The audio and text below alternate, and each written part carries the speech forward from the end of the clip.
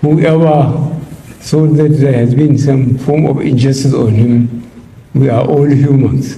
There is no doubt I hurt some people, and I wish they would pardon me. And those that think that I've hurt them so much, please pardon me. I thank you.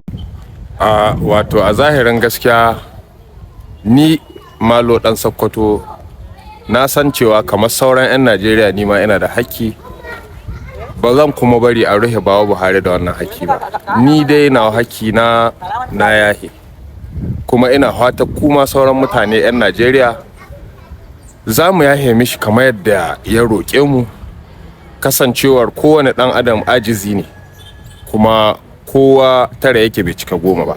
A zahirin gaskiya abin da ya faru da shi yana iya faruwa da kowa. Ina fatan 'yan Najeriya za ku gane me nake nufi, saboda ko ba komai mu ma wataran za mu mutu, kuma ba kamar kila laihin da shi ya yi muna ba, mu ma mun yi ma wasu, kuma muna fatan mu ma in mun mutu a yahe muna.